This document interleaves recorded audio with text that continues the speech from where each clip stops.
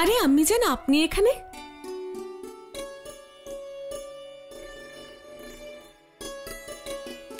এই নিন প্রসাদ।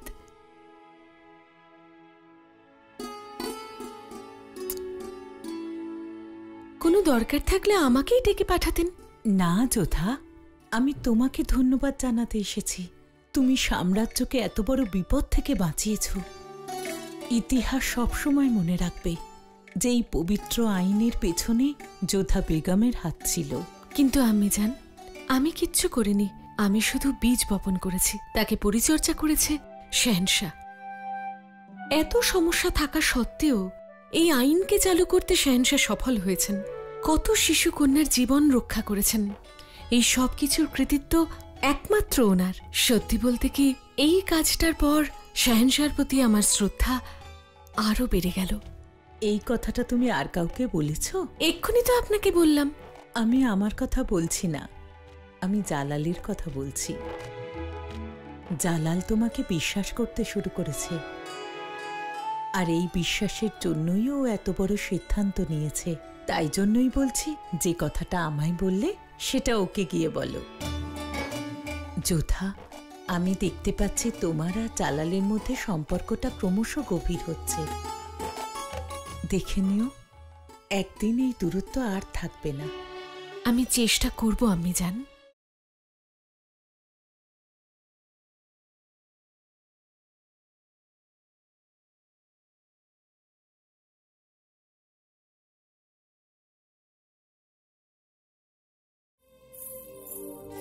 এসো বেগম, আমি তোমার জন্যই অপেক্ষা করছিলাম।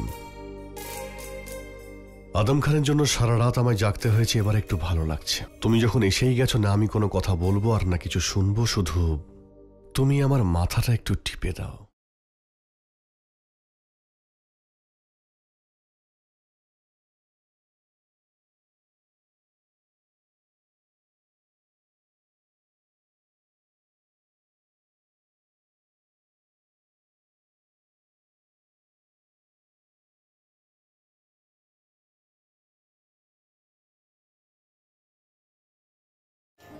কি হলো?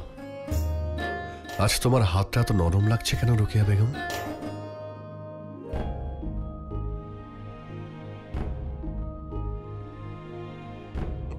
ক্ষমা করবেন, আমি ভেবেছিলাম রোকেয়া বেগম, তাই আমি মাথাটা টিপতে বললাম। তবে আপনার হাতটা খুবই নরম।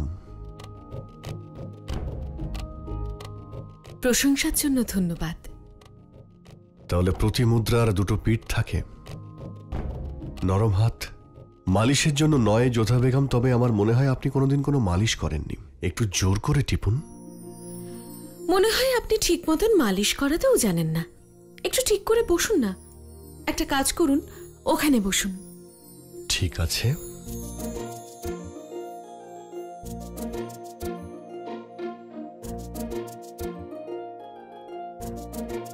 আপনি হয়তো জানেন না, আমেরই সুকন্যাকেও মালিশ আমি করে দিতাম। ও বলতো আমার হাতে নাকি জাদু আছে। সুবহানাল্লাহ, আপনি সত্যি প্রতিভার খনি যোধা বেগম। শুধু আপনাকে বলার অপেক্ষা, ব্যাস। তারপর আপনার প্রতিভা আপনি দেখিয়ে দেন। নরম হাতে কি ভালো মালিশ করছেন আপনি। কাজটা গুরুত্বপূর্ণ নয়, পরিণামটাই গুরুত্বপূর্ণ। কোন পরিণামের কথা বলছেন আপনি যোধা বেগম? আমি আবার আপনাদের বিশেষ মুহূর্তে বাধা দিলাম না তো? অবশ্যই না।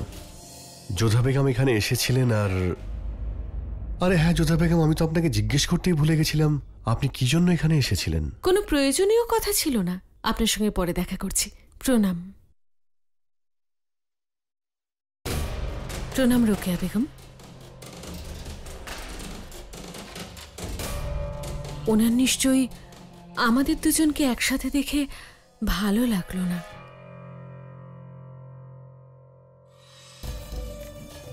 খুব ভালো জালাল, তুমি তো আরো কাছে চলে যাচ্ছ যোধা বেগমের। ব্যাপারটা তা নয় রোকেয়া বেগম।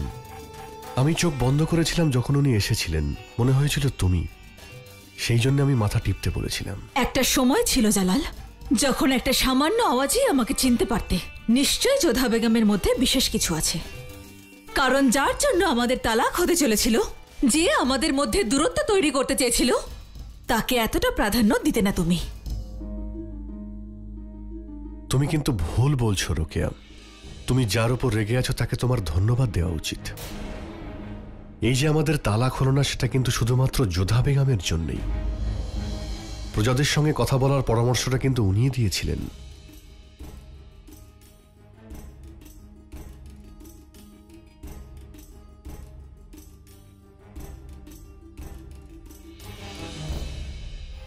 খুদা হাফিজ।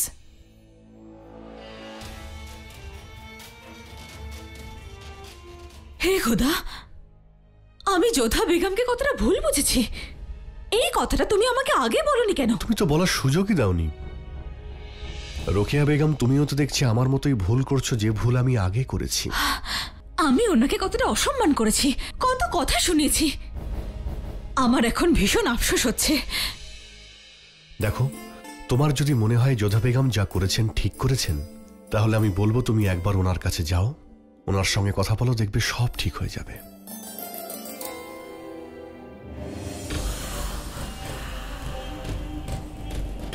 তুমি এখানেই দাঁড়াও রেশম। এখান থেকে আর আগে যাওয়ার অনুমতি তোমার নেই। আদম খান কোথায়? আদাব ওয়াজিরে আলিয়া। আমি জানতে চাইছি আদম খান কোথায়? শাহেনশাহর হুকুমে ওনাকে কালকুঠুরিতে বন্ধ করে রাখা হয়েছে। খুব ভালো। আদম খানের ওপর কড়া নজরদারি রাখা হোক, আর আদম খানকে 60 ঘা চাবুক মারা হোক। আদেশ যেন পালন করা হয়। তাই হবে ওয়াজিরে আলিয়া। আর হ্যাঁ, কেউ যদি জানতে চায় তাহলে বলবে ওয়াজিরে আলিয়ার আদেশ ছিল। যথা আজ্ঞা ওয়াজিরে আলিয়া।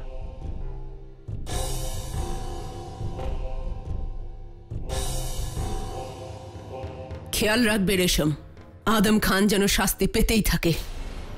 সবাই যেন দেখে আদম খান কতটা শাস্তি পাচ্ছে। মাফ করবেন ওয়াজির আলিয়া, কিন্তু আদম খান সাহেব তো আপনার ছেলে। আপনি এমনটা কেন করছেন? প্রমাণ করতে চাই সবার সামনে। ন্যায়ের পক্ষে আমি কেবলমাত্র এই মুঘল সাম্রাজ্যের ওয়াজিরে আলিয়া, আদম খানের আম্মি নই। আমার কাছে আদম খান একজন অপরাধী, আর আজও আমি শেহেনশাহর কাছে বিশ্বস্ত। আদেশ পালন করা হোক। তাই হবে হুজুর, কিন্তু এতে লাভটা কি হবে? প্রথমত বলে দিই, কারণ আমি আদম খানকে শাস্তি দিচ্ছি, সেখানে অন্য কেউ শাস্তি দিতে পারবে না। আর দ্বিতীয় উদ্দেশ্য হলো, এই পথ দিয়ে এগোলে আমি বেগম যোধার অহংকার ভাঙতে পারবো। আর বেগম যোধা, বেগম রোকেয়া আর জালাল, এই তিনজন কেউ।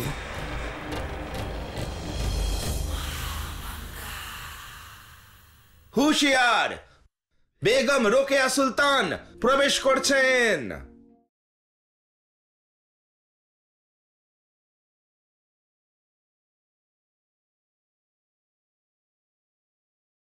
প্রণাম রোকেয়া বেগম। আদাব। তোমরা যাও এখন। আমি জানি যে আপনি আমার উপর রেগে আছেন। আমি আপনার উপর একদম রেগে নেই যোধা বেগম। আমি এটা বলতে এসেছি যে আপনাকে যে ভুল বুঝেছিলাম সেটা আমি বুঝতে পেরেছি।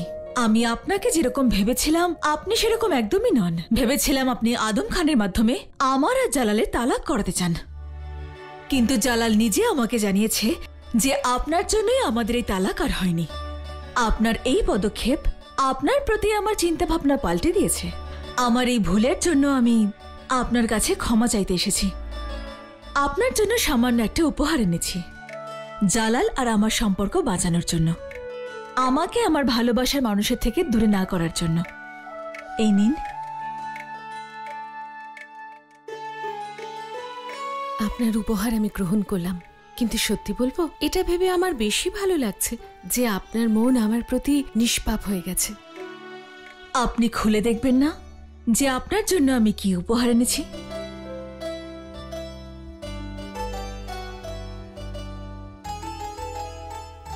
আমি আশা করছি আপনার এই হিরে ভালো লেগেছে। মন থেকে দেওয়া উপহার অমূল্য হয়, সেটা হিরেই হোক বা ফুল।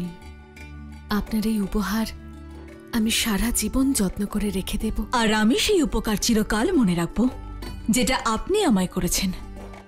অনুমতি দিন। আদাব। রোকেয়া বেগম,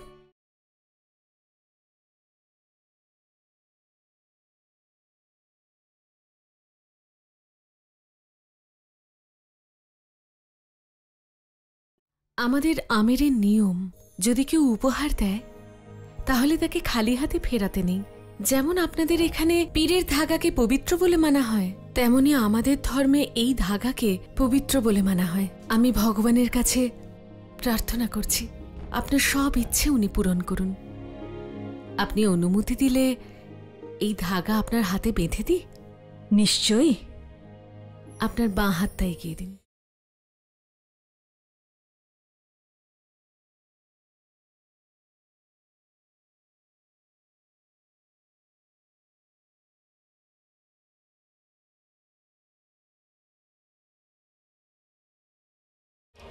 আরে না, তো আমি এমন কিছু বলেছি বা না কিছু করেছি যার জন্য আপনি কষ্ট পেয়ে কাঁদছেন। এই চোখের জলও অদ্ভুত রোকেয়া বেগম, কখনো কখনো বেশি আনন্দেও বেরিয়ে আসে। আজ আপনি প্রথমবার আমার সঙ্গে ভালোভাবে কথা বলেছেন, এত ভালোবাসা দিয়েছেন যে আমি আর চোখের জল ধরে রাখতে পারলাম না। যে ব্যক্তি আমার জন্য ভাববে, রোকেয়া সবসময় তার কাছে আপন হয়ে থাকবে যোধা বেগম। আদাব।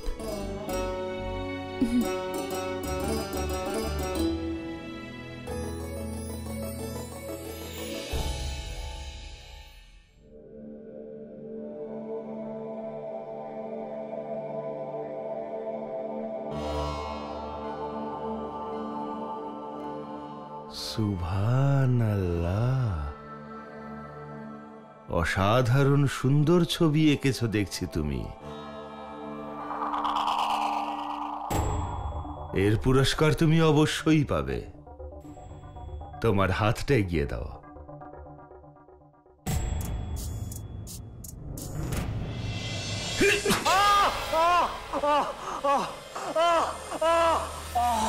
এই আঙুলগুলো দিয়েই তুমি ওই ছবিটা এঁকেছিলে না?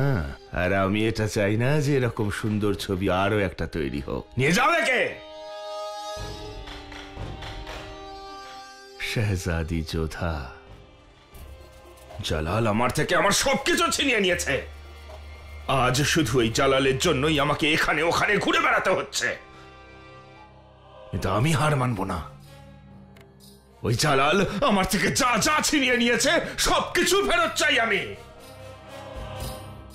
আবুল মালিও জালালের শত্রু, আর আমিও। শত্রুর শত্রু সবসময় মিত্র হয়। আমরা দুজন মিলে তোমাকে শেষ করে দেব জালাল, দেখে নিও। সংবাদ কি ঠিক? হ্যাঁ শাহেনশাহ, আপনার দুই ভগ্নিপতি শরীফুদ্দিন আর আবুল মালি পরস্পরের হাত মিলিয়েছে, যুদ্ধের প্রস্তুতি নিচ্ছে। আমার দুই ভগ্নিপতি নয় আজগার সাহেব, দুই বেঈমান হাত মিলিয়েছে। ওরাও ঠিক একই শাস্তি পাবে যে শাস্তি বেঈমানদের প্রাপ্য। মুনিম খানকে বার্তা পাঠান উনি যেন এক্ষুনি যুদ্ধের প্রস্তুতি নেন। আবুল মালিয়া শরীফুদ্দিনকে পরাস্ত করে উনি যেন আমার সামনে বন্দি করে নিয়ে আসেন। আগে হুজুর। শাহেনশাহ জালালউদ্দিন মোহাম্মদের বার্তা মুনিম খানের কাছে পৌঁছে গিয়েছিল, আর মুনিম খান আদেশ পালন করার জন্য দ্রুত শরীফুদ্দিন আর আবুল মালির বিরুদ্ধে যুদ্ধ ঘোষণা করল। আক্রমণের প্রস্তুতি নাও। মুনিম তার সৈন্যদের নিয়ে যুদ্ধের জন্য রওনা দিল। ভয়ঙ্কর যুদ্ধ হলো, হাজার হাজার সৈন্য আহত অথবা নিহত হলো। কিন্তু ফলাফল জালালের পক্ষেই গেল। মুনিম খান যুদ্ধে জয়ী হল। আবুল মালি এবারেও পালিয়ে যেতে সক্ষম হল, কিন্তু শরীফুদ্দিন পালাতে পারল না। শরীফুদ্দিন একটি তাঁবুতে আশ্রয় নিয়েছিল, আর ওখান থেকে পালানোর চেষ্টা করার আগেই মুনিম খান গুপ্তচরের কাছ থেকে খবর পেয়ে হামলা চালালো। হুজুর, শরীফুদ্দিনকে আপনার সামনে পেশ করবার হুকুম চাইছি। অনুমতি দিলাম।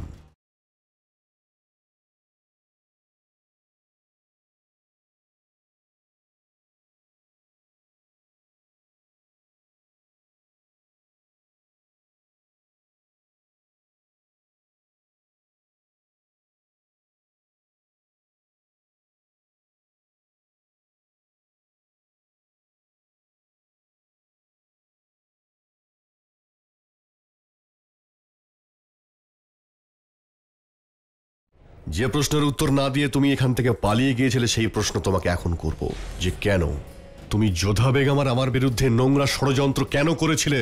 সেই ষড়যন্ত্রে আমার বোনকেও কেন সঙ্গে নিয়েছিলে? তার কারণ আমি কোনোদিনও চাইনি যে কোনো রাজবংশী মুঘল সাম্রাজ্যের বেগম হোক।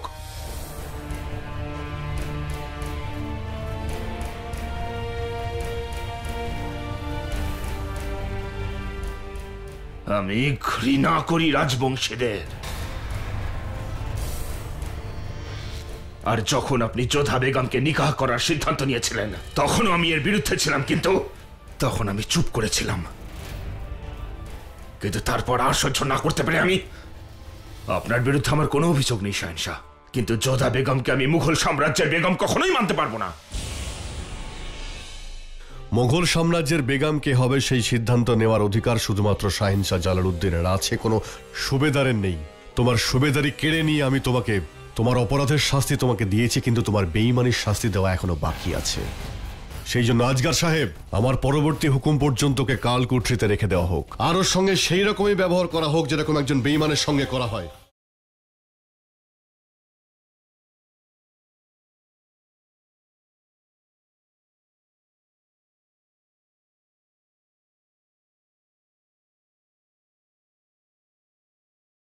আমি দেওয়ানে খাসে আরো একটা ঘোষণা করতে চাই। মুনিম খান সবসময় তার দক্ষতা দেখিয়ে এসেছেন। উনি শুধু কাবুল দখল করেননি, উনি বেঈমান শরীফুদ্দিনকেও আমার কাছে বন্দী করে নিয়ে এসেছেন। তাই আজ থেকে মুনিম খানকে সেনা বিভাগের ওয়াজির নিযুক্ত করলাম।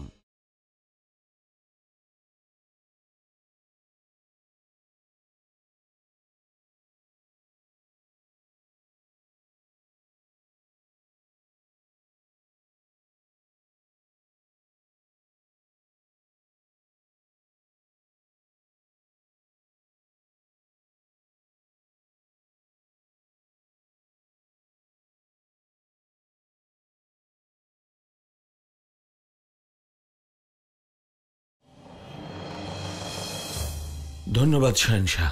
বান্দা সাম্রাজ্যের সুরক্ষার জন্য নিজের প্রাণ দিতেও প্রস্তুত।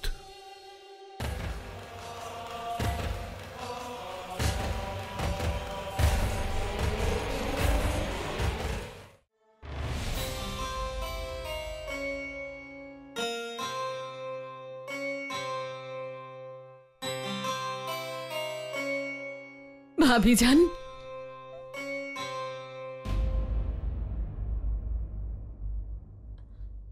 আমি যা ভয় পেয়েছিলাম তাই হয়েছে। আমি জানতাম আমার শহর বেশি দিন লুকিয়ে থাকতে পারবেন না। কোথায় লুকোবেন? আমার ভাইজানের সিপাহীরা ধরেই ফেললো। এবার উনি শাস্তি পাবেন। আর বক্সিবানু, তুমি না ভাবিজান, এবার আমি ভালোবাসার কথাও শুনবো না, না আমার সম্পর্কের। কোনো অবস্থাতেই আমি ওনার সঙ্গে দেখা করব না। খুব কষ্ট হবে আমার, কিন্তু কিন্তু আমি যা করেছি, যে অন্যায় কাজে ওনাকে সাহায্য করেছি, তার শাস্তি ওনার পাওয়াই উচিত। কিন্তু ভাবিজান, ওনার বিষয়ে আপনাকে জিজ্ঞেস তো করতে পারি? বলুন না, উনি ভালো আছেন তো? বক্সিবানু, উনি ভালো আছেন। ধন্যবাদ ভাবিজান যে আপনি এখানে এসেছেন, আমার সঙ্গে কথা বলছেন। আমার মনটা হালকা হলো, খুব ভালো লাগলো আমার।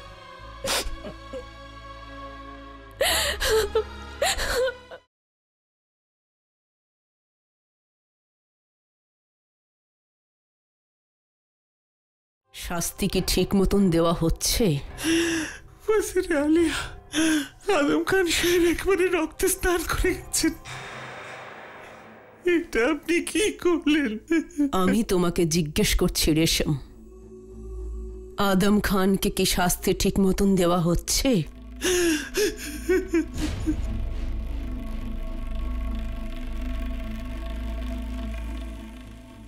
ঠিক আছে, আমার আর একটা কাজ করবে রেশম। যা বলবেন হুজুর। যে সৈনিক আদম খানকে চাবুক মেরেছে, ওই সৈনিককে হত্যা করে দাও। ওকে বাঁচিয়ে রেখো না রেশম। ওই সৈনিকের বেঁচে থাকা আমি দেখতে পারবো না রেশম, যে আমার ছেলেকে চাবুক মেরেছে ও যেন প্রাণে বেঁচে না থাকে রেশম। আমার আদেশ যেন পালন হয়। এই সব কিছু ওই বেগম যোধার জন্যই ঘটছে। এই সব কিছু বেগম যোধার জন্য ঘটছে রেশম। খুব চতুর। প্রথমে তো জালালকে বশে করে নিল, আর এখন বেগম রোকেয়াকেও বশ করে নিল, আর ওর জন্য আমাকে লুকিয়ে কাঁদতে হচ্ছে। কিন্তু এখন আর নয় বেগম যোধা, এখন আমি তোমাকে তিলে তিলে কষ্ট দেব। আদম খানের প্রতিশোধ নেবই আমি। মহামাঙ্গা এবার আপনাকে কাঁদাবে বেগম যোধা।